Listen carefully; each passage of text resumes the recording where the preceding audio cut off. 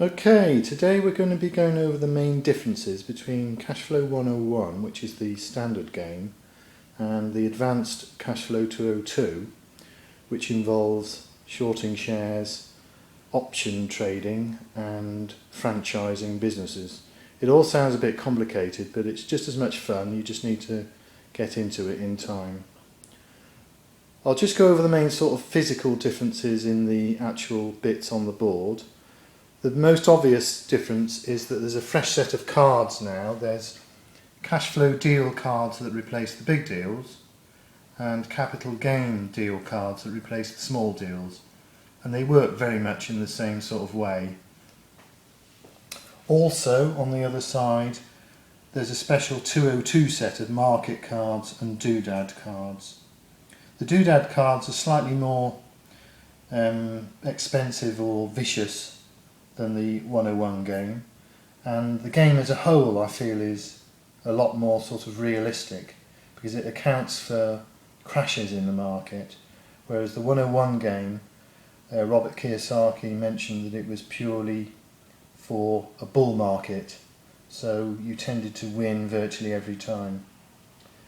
If we look at the extra pack of cards that you get, the fifth set is beginning investment portfolio. This is just basically a little bonus to keep you started, a bit of free extra cash or a business or more shares.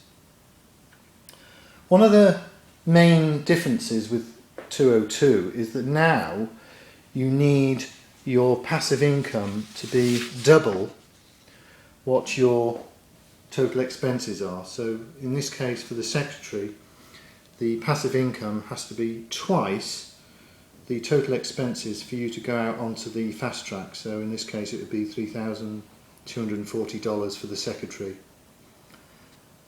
That does make the game a bit longer, and the 202 game, it could be construed as being just a little bit longer than the 101 game, but I do find it more fun and more interesting. On the turn of a card you can lose properties at a stroke or numbers of properties, so it's a lot more sort of vicious, as I said earlier on. The only other thing on the fast track that's different is that now when you buy a business and put your token on it, you can land on it again and buy it again as a franchise.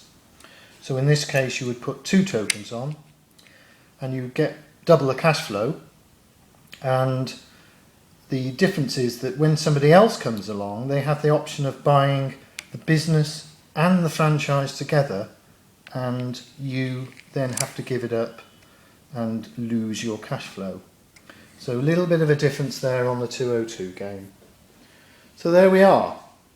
Some of the sort of basic differences between the 101 game and the 202 game.